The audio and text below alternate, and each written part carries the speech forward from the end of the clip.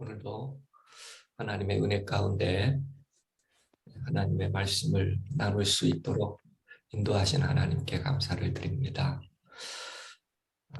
기도해 주신 집사님의 말씀처럼 제가 여러분에게 드리고 설명드리는 이야기보다 하나님의 시간에 그분이 친히 우리 개인에게 주시는 세미한 성령의 음성을 들으며 하나님께 더 가까이 나아가는 시간이 됐으면 좋겠습니다. 오늘은 말씀 가운데서 열왕기서에 자주 볼 수 있는 이야기이기도 합니다. 열왕기서의 내용이나 혹은 선지자들을 불렀을 때 그 선지자들의 경험 가운데 나타난 일이죠. 분명히 하나님께서 명령하셨고 하나님의 인도하심이라고 믿고 순종을 했는데 그 결과가 정말 무의미하고 실망뿐이라면 그 하나님의 지도를 계속 따라야 할 것인가? 그렇게 인식되는 순간에 이제는 더 지혜로운 결정을 해야 할 것인가? 우리가 신앙을 하면서 이 딜레마가 순간순간 찾아옵니다. 분명히 하나님께서 이렇게 하시도록 말씀하셨는데 순종하고 보았더니 그 결과가 정말 실망할 뿐이에요. 그럴 때 이제는 내가 정신 차려서 해야 할 것인가 이런 생각이 들 때가 있죠. 그 주제를 16장, 17장에서 읽어보고자 합니다. 시대적 배경은 아합 왕이죠. 이스라엘 왕국의 7대 왕입니다. 이세벨과 함께 이스라엘을 치리할 때에 하나님이 보시기에 정말 악하다는 걸 아셨어요. 결국 하나님을 떠나고 그분의 말씀에 귀 기울이지 않는 것이죠. 얼마나 하나님께서 보시기에 악하였던지 여로보암이 북방 이스라엘을 만들면서 예루살렘으로도 가지 말게 하고 제사장도 바꾸고 하나님의 말씀도 못 전하게 하고 그런 죄를 따라 행하는 것보다 오히려 더 악하게, 그래서 저는 그 전에 모든 이스라엘 왕보다 심히 이스라엘 하나님 여호와를 노하게 했더라. 여호와의 노를 격발하였더라. 시대적으로 보면 이런 시대가 그 백성들도 더 험악한 세월을 보내야 하는 시대가 되죠. 시돈에서 이세벨을 데리고 오지요. 이 시돈에 익숙한 신은 바알 신이었습니다. 이세벨만 온 것이 아니라 은연중에 바알의 선지자들도 데리고 왔던 것 같습니다. 나중에 갈멜산에서의 일을 보면 850명이거든요. 바알 선지자들이. 얼마나 많은 영향력을 끼칠 수 있었는가 하는 것을 단적으로 보여주는 예가 될 것 같습니다. 그래서 이 시대에는 큰 두 가지 위기가 있었는데 생존하기 어려울 만큼 자연재해가 심했고 하나님이 더 이상 보이지 않는, 정말 하나님이 계신가 하는 의문이 들 만큼 그런 하나님에 대한 실종이 눈에 확연히 보여지는 그런 시대였다고 볼 수 있겠습니다. 그들은 바알을 위하여 단을 쌓고 아세라 목상을 만들고 하나님을 떠난 것이죠. 바알은 가나안의 생산신입니다. 토착 농경 사회에서 풍요신이었고 기후를 관장하는 신이었기 때문에 더 간단하게 말하면 비를 주관하는 신이었다. 이렇게 볼 수 있습니다.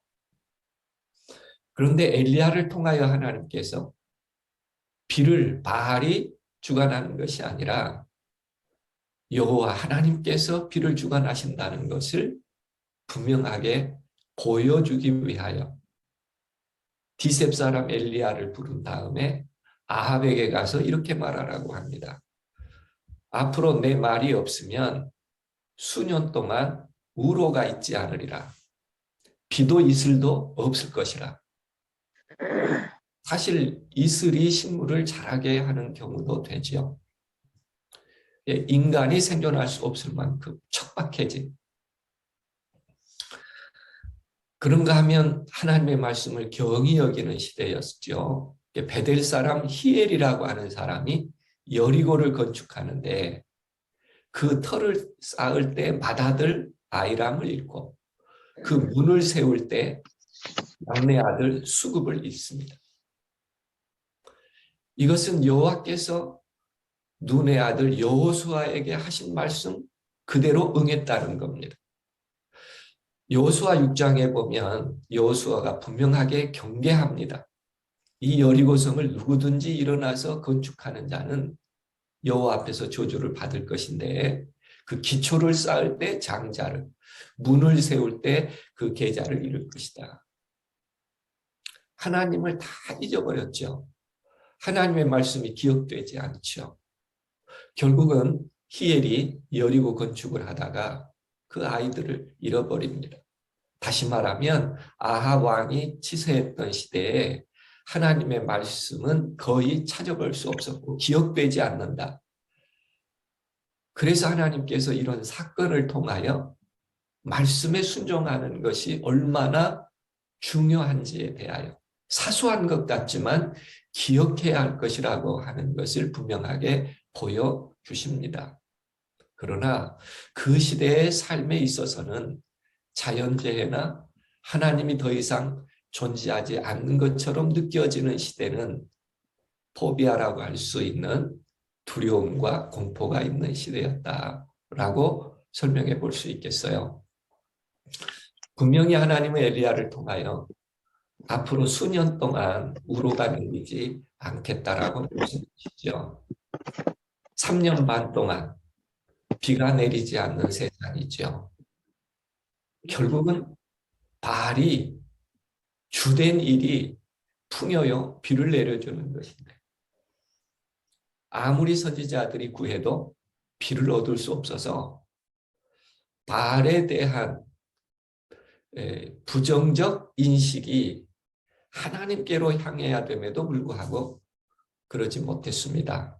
이런 시대에 이스라엘의 모든 백성들에게는 다 같이 고통을 감내하는 시대죠. 디셉 사람 엘리야에게는 그러지 않았을까요? 아닙니다. 역시 디셉 사람 엘리야도 어려움 가운데 처할 수밖에 없죠. 그런데 하나님은 엘리야에게 너는 여기서 떠나라. 동쪽으로 가면 요단 앞에 그릿시냇가가 있는데 거기 가만히 있어라. 그러면 내가 그 시냇물을 마시게 할 거다. 아마 하나님께서 이렇게 말씀하실 때 엘리야의 마음속에는 다른 사람은 메말라도 나는 하나님께서 내가 하나님의 일을 하니 그릿시냇가에 가면 3년 반 동안 나는 물을 먹을 것이다. 이런 생각을 했을 겁니다. 적어도 물은 마르지 않을 곳으로 나를 인도하시겠지. 하나님이 가라고 하셨으니까. 그리고 그 시냇물을 마시라고 했으니까 갔습니다. 물론 가마귀가 떡도 가져다 주고 그가 생존할 수 있는 하나님의 은혜의 배려가 있었죠. 그런데 얼마 지나지 않자 땅에 비가 내리지 않으니까 그 시냇가가 마르고 맙니다. 물이 없어서 고통스러웠을 거예요. 엘리야는 어떤 생각을 했을까요? 아니, 이 신에서 하나님이 물 마시라고 했는데 왜 물이 없지? 그럼 나는 어떻게 하는 거야? 이런 생각을 자연스럽게 갖지 않았을까요?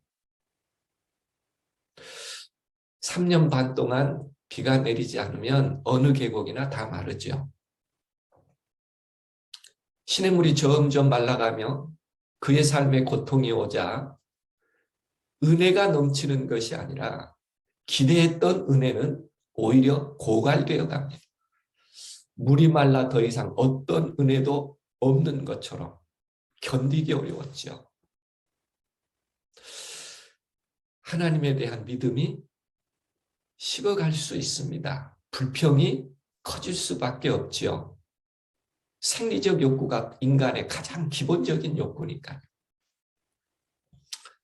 그런데 하나님께서 약간 좀 힘든 엘리야에게 너는 일어나서 시돈에 속한 사르밧으로 가라. 이제는 거기 유하라는 거야. 내가 그곳 과부에게 이야기를 했는데 너를 잘 먹이고 공개하도록 그렇게 부탁을 해놨으니까 시돈에 속한 사르밧으로 가라. 그러면 그렇지. 하나님께서 가만히 있으시겠는가. 사마리아에서 그리시네가로 갔다가 이제는 그리시네가에서 상당히 멉니다. 시돈 땅 사르밧이라는 곳으로 가게 되지요. 이곳은 사렙다라고 하는 곳은 시돈 땅이에요.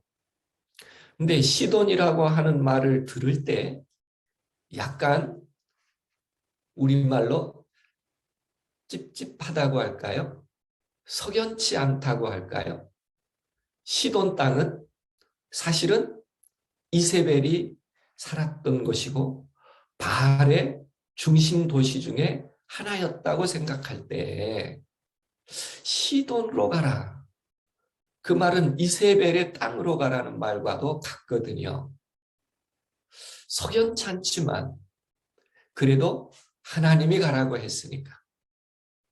그런데 감으로서 물도 마실 수 없을 때 거기 가면 내가 너를 먹이도록 부탁을 했으니까 그쪽으로 가라. 걸어가는 동안에 엘리야가 어떤 생각을 했을까요? 그래, 이제는 가면 까마귀가 주는 것보다는 낫겠지. 그래도 너를 공개하게 하겠다고 하였으니까 아마 가라고 힘든 시기에 하나님께서 사르밧으로 가라고 하는 이야기 그리고 그곳에 있는 과부에게 너를 먹이게 하겠다는 얘기를 들을 때 충분히 그리시네가보다는 나을 것이라는 기대를 갖지 않았을까요? 약간의 희망을 가지고 하나님이 다른 길을 내셨다면 지난번보다는 조금 더 나은 길을 내셨겠지. 어쩌면 한편으로 기대에 부풀었을 수도 있습니다. 이런 상상을 했을 가능성도 있죠. 돈도 많고 인심도 후하고 부자인 가부이겠지. 그러니까 나를 먹이라고 하지 않았을까? 시냇가에 까마귀가 물어다주는 빵보다는 낫겠지. 사람이 지어낸 음식일 테니까. 아마 이런 생각 했을 가능성이 있습니다. 그리고 그 말을 되뇌었겠죠.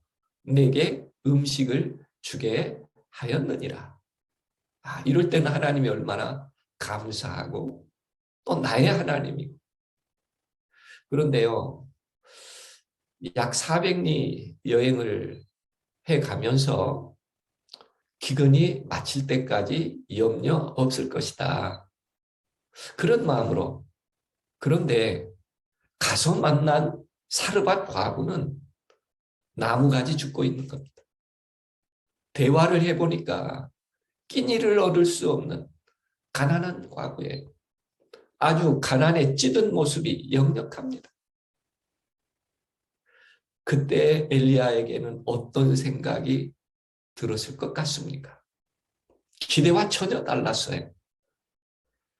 어쩌면 이거 무슨 일이지 이런 생각했을 겁니다.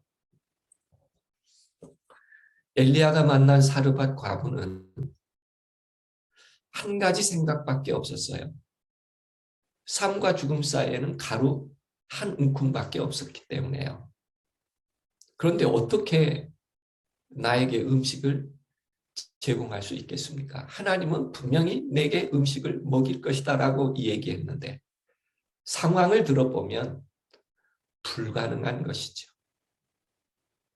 엘리야가 그 먼 길을 걸어오면서 가랬던 것 같습니다. 참 내키지 않지만 염치 없는 소리를 하죠. 그릇에 물을 좀 가져다 마시게 하라. 물은 이것도 귀한 것입니다. 3년 반 가물었으니까요. 어쩌면 그 가뭄의 중심에 있었을 수도 있죠. 그런데 이 여인이 물을 가지러 갑니다. 일어나서. 그런데 더 염치 없는 소리를 하지요. 내 손에 떡 한 조각을 내게로 가져오라. 어쩌면 그래도 뭐가 있나? 이런 생각을 하는 순간이었을 수 있어요. 그런데 그 여인이 딱 잘라 진실한 사실을 이야기합니다. 나는 떡이 없습니다. 다만 통에 가루 한 움큼이 있고 병에 기름이 몇 방울 있는데 사실은 나뭇가지 두엇을 주워다가 마지막 내 아들과 함께 이 음식을 먹고 이제는 죽으려고 했습니다. 없다는 거예요. 그런데 그 사연도 기가 막힙니다. 이거 마지막 먹고는 함께 죽을 요량했다는 겁니다. 얻어먹기는커녕 어떻게 해야 될지 모르겠어요. 하나님께서 말씀은 하셨지만 내게는 별 수 없는 겁니다. 그분 말 믿고 따랐다가 잘못하면 실속 없는 사람이라고 욕먹게 되겠고 또 더 이상 물과 떡을 구한다면 그 대상에게 피해만 주는 삶이라고 하는 생각이 현실적으로 드는 거예요. 하나님께서는 가서 먹으라고 했지만 가보니까 먹을 수 있는 상황이 아닙니다. 하나님 말씀대로 따랐다가 실속 없는 사람이고 낭패보기 딱 좋은 경험이죠. 희망과 기대는 무너지고 풍족함은커녕 끝이 보였고 하나님의 말씀은 더 이상 진실하지 않은 것처럼 느껴지고 그분의 말씀이 아무런 내게는 의미와 효과가 없는 절망, 실망이 찾아왔죠. 명료합니다. 그 현장에서요. 그녀가 처한 상황을 보면 너를 먹일 것이다. 그 말 자체가 사실이 아닌 것처럼 느껴지죠. 우리가 잠시 과부에 대한 생각을 다시 정리해 볼 필요가 있습니다. 사르밧이란 뜻은 녹이는 집이에요. 의미적으로 보면 격렬한 시련의 장소란 뜻입니다. 시련이 있었고 있어 왔고 지금도 시련이 있는 것이죠. 그녀가 경험한 시련을 좀 추론해 보면 어쩌면 하나님 여호와께서라는 표현을 쓰는 걸 보면 유대인이었을 가능성이 있는데 어찌 그 시돈 땅까지 갔습니다. 그런데 남편이 없어요. 얼마나 큰 상실이었겠습니까? 남편이 없다는 사실만 가지고라도 생애에 희망이 사라진 여인이 있죠. 그런데 아이가 어립니다. 성문 어귀에서 나무가지를 함께 줍지 못해요. 이 아이가 어리다는 뜻이거든요. 그렇다면 이 엄마에게 아직 도움을 줄 수 있는 자녀가 아닙니다. 근심의 대상이죠. 그런데 고작 이 가뭄에 있는 것은 가루 한 움큼밖에 없는 거예요. 기름 조금 있는 거예요. 생존이 어려운 거. 우리 옛말에도 어르신들은 가장 두렵고 무서운 소리가 마지막 뒤지에서 쌀을 긁는 소리가 제일로 무섭다 그랬습니다. 옛 어른들은. 양식이 없을 때 막연하니까요. 그런가 하면 가뭄 때문에 인심도 사나워진 거예요. 그래서 그녀의 결심은 먹은 후에 죽으리라는 결심을 할 수밖에 없었죠. 어디 가서 얻을 수도 없는 겁니다. 그런가 하면 염치 없는 길손이 와서 부탁하는데 참담해요. 먼저 내게 작은 떡 한 개를 만들어서 가져오고 그 다음에 너와 내 아들을 위해서 만들어 먹어라 그래요. 요거 하나 만들면 없는 거잖아요. 기가 막히죠. 나도 힘든데 누군가 와서 내 속을 알아주지 못하고 힘들게 하는 겁니다. 자기 먼저 달라니까요. 이 여인으로서는 이날 감당하기 어려웠을 거예요. 마지막인데. 그리고 나는 세상을 내 아이와 마감해야 되는데. 어쩌면 이렇게 생각했을 가능성도 있습니다. 정말 이 사람 말이 선지자가 맞는지, 자기를 선지자라고 소개하는데 희한한 사람인 거예요. 그때 어쩌면 하나님께 정말 너무하신 것 아닌가요? 이런 말이 절로 나왔을 것 같습니다. 그런데 이분이 하는 얘기가 더 복장 터지게 하는 거예요. 이스라엘 하나님 여호와의 말씀이 나 여호와가 비를 지면에 내리는 날까지 그 통의 가루는 다하지 아니하고 그 병의 기름은 없어지지 아니하리라, 이런 얘기를 합니다. 이게 믿어지겠느냐고요. 오히려 더 부해가 납니다. 이제는 하나님 이런 얘기하면 화가 나요. 왜냐하면 내가 경험하는 것은 부정할 수밖에 없는 현실과 경험이거든요. 참 힘들었을 것 같습니다. 자기 형편을 보면 이 말이 믿어질 수 없고 오히려 모욕적으로 들려지는. 그래서 어쩌면 이 여인의 마음속에 손이 떨리면서, 그 나무가지를 든 손이 떨리면서 더 이상 이런 일은 없다라고 마음에 다짐했을 수도 있어요. 더 이상 하나님께 드릴 말씀도 없고, 더 이상 하나님의 말씀은 나에게 의미가 없고, 더 이상 그런 일은 이 가뭄이 끝날 때까지 먹을 수 있다, 그런 일이 어떻게 일어날 수 있겠어요? 이 오신 분도 보면 기대가 되지 않는 것이죠. 가끔은 하나님 안에 살면서 이런 경험이 우리를 힘들게 할 때가 있습니다. 어쩌면 이제는 하나님을 거절하고 살아야 마음에 숨이라도 쉴 수 있겠다, 이런 생각 들 수밖에 없는, 누가 봐도 이제는 하나님의 말씀을 들으면 비웃음이 먼저 나올 것 같은, 그리고 내면 깊은 곳에 이미 눈물이 흘러요. 이게 뭡니까? 내 삶, 내 핏덩어리, 내 아이 어떻게 합니까? 답이 없는 거죠. 이렇게 대처할 수 있습니다. 그 사람 말 무시하고 떡 빚어서 아들아, 너나 먹고 너나 마시라.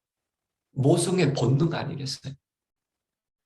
그렇게 한다고 해서 누가 뭐라고 할 수 있는 일 아닙니다. 합당한 이유예요. 아들의 생명이 엄마 생명보다 더 중요하니까요. 그리고 어쩌면 비참한 인생으로 끝냈을 거예요.